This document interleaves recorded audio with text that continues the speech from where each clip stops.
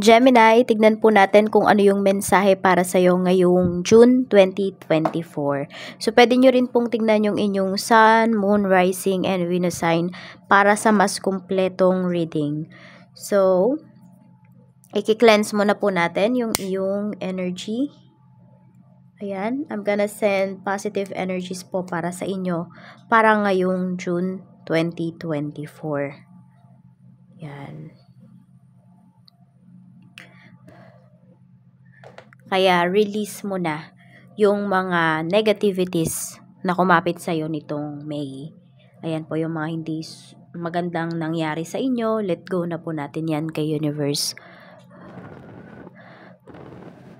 We have another month naman po to fulfill, and that is June. Okay? Happy birthday, Gemini! So, ayan, meron pa rin mga magba-birthday sa inyo ngayong June. So, ayan. Tignan po natin. Okay? So, kamusta ka ba ngayong month na ito? Kamusta ba ang month mo? Mayroon tayo ditong male. So, pwedeng may male figure dito. Pwedeng yung iba sa inyo. Pwedeng kayo to. Pwede rin na may magsa-surprise po sa inyo. Pwedeng meron kayong inspiration dito na male. Pwedeng ito po ay anak ninyo. Ayan. So, tignan natin. Pero nakikita ko dito, very confident naman yung taong to. So, pwedeng kayo po yan. You're very confident. Or kung sino man po ito, pwedeng may magko-confess sa'yo and very confident yung tao na yun pag siya ay nag-confess sa'yo ng kanyang feelings. Tignan natin. Okay. Okay. Satisfied ka ba? Satisfied ba? Spirit guide, satisfied po ba si Gemini sa month na ito? So, pwedeng yung month naman na to, Gemini, ay pwede po ninyong gawing, diba? Satisfied kayo. Pwede naman na gawin ninyong fulfilling yung month na ito.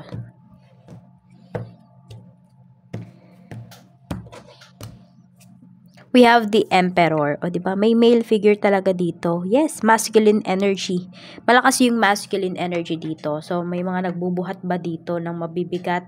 Pwede ngayong month na ito, pwedeng kayo lang mag-isa sa bahay. So, parang halos lahat kayo yung gumagawa pag may nasira. So, yung iba dito, pwedeng marunong kayo magkumpuni. Yung tipong mga ganun.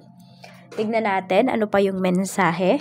So, satisfied ka ba sa month na ito? Yes po. Satisfied ka? Happy ka? Tignan natin. Mga positive things na paparating.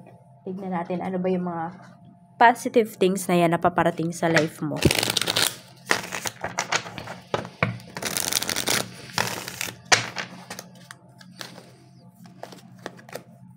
We have 7 of Wands. So, meron ba kayong pupuntahan dito na concert, na movie? Pwedeng mai-invite din yung iba sa inyo. Pwedeng birthday party. Bongga ito yung nakikita ko. Baka mayroon dito mag-18th birthday. So, we have 2 of Cups. Meron tayo ditong Death card. So, meron din dito umiiwas sa temptations. So, kung sino man yung taong to, kahit malakas yung charisma niya, hindi po yan magpapadala sa tukso. Ano naman yung mga reminders sa universe or yung mga, sabihin natin, mga hindi magandang mangyayari. So, para aware po kayo. Para balance yung reading natin. We have the Devil. Meron tayo ditong 3 of Wands. So, ingat kayo kung sino man yung mga magyayaya sa inyo na umalis. Okay, sino man po yung inyong mga makakasama kasi hindi naman daw po lahat sila ay totoo sa'yo. Hindi lahat sila ay good influence sa'yo. So, piliin mo din yung mga makakasama mo dito kasi pwedeng ilagay ka nila sa alanganin. Ayan po. Kung may imi-meet naman kayo ngayong month na ito, make sure na sa maraming tao po. Sa crowd, hindi naman, basta sa madaming tao. Yan, tignan natin. Not so crowded place naman na hindi kayo mapapansin. Okay, tignan natin. Pagdating naman sa work, kamusta naman ang iyong work? Sa work naman po, kamusta ang energy? We have wealth. Ayan. Sabi dito, you are moving towards real wealth and prosperity. Keep up the good work. So, trabaho lang ng trabaho. Gemini. Kamusta ang work? We have 6 of Pentacles. So, makakompensate ka po talaga dito. Kung yung iba naman sa inyo, may inaayos talaga kayo dito regarding sa benefits, ganyan, regarding sa ano pa ba? Sa baka may mag-ano na kasi dito, hindi naman resign yung nakikita ko. Pwede rin, baka may magre-resign dito kasi may mas nakita kayong magandang opportunity. For some of you naman, pwedeng magre-retire na yung iba sa inyo. So, makukuha nyo na po talaga yung para sa inyo.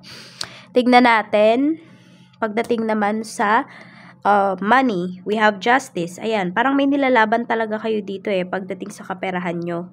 Ace of Cups, may makikipag-areglo sa'yo dito. In terms of kung ano man tong kaso na ito, kung legal man po ito, ayan, or para hindi na siguro umabot sa legal, pwede magkakaroon na kayo dito ng kasunduan. Tignan natin pagdating naman po sa business. Kamusta naman yung business? We have 5 of Wands, so this is a pwedeng healthy competition. Ito, yes, healthy competition nga yung pinapakita rito. So, ngayong June, ayan po, madami kayong kakompetensya, pero sabi ko nga, healthy competition ito. So, madami kayong matututunan dun sa mga tao na makakasalumuha po ninyo, pwedeng mga kapwa ninyo, business person, or pwedeng mga kliyente po ninyo. Fulfilled talaga kayo dito. We have some breakthrough here pagdating sa inyong business. So, pwede na yung isang buong week or isang araw dyan, talagang parang nakuha nyo na yung kita ninyo ng, di ba isang araw lang yun, pero pwedeng isang linggo na nakita or isang month na, as in ganun po. Yan, kaya sobrang saya po ninyo dito kasi hindi talaga kayo maghahabol. Oo. Hindi ko rin naman nakikita na pa-relax din kayo. Pero, yung pangamba nyo, maliit na lang. Sa pamilya naman po, kamusta? Queen of Swords. Ayan, laging may nanenermon dito. Pwedeng kayo yan. We have the Magician. Okay, so meron dito parang nagmamagic sa pagbabudget. Di niya din alam. Sa family members mo, di niya din alam kung paano niya napapagkasya yung budget na hawak-hawak. So, sabi ko nga, parang nagmamagic. Ganun po. So, pwedeng nililista. Ngayong month na to ay nakalista po lahat ng gastusin sa bahay. Bawal may makaligtaan. Ayan po. So, ano naman, systematic naman yung nakikita ko dito na galaw pagdating sa bahay or sa mga bayarin. Nakaayos po talaga siya. Parang nakatabi na talaga. Wala naman kayo masyadong magiging problema sa bahay. Ayan o, Ace of Pentacles. Meron din dito, pagka nagbebenta kayo ng bahay. Ayan po. Pwedeng meron na kayong buyer, magiging buyer dito. Parang out of nowhere lang ito. Or parang biglaan lang. Okay, yung transaction po ninyo dito. At magbibigay ka agad to ng pera. Tignan natin pagdating naman sa mga kaibigan mo. We have the Fool.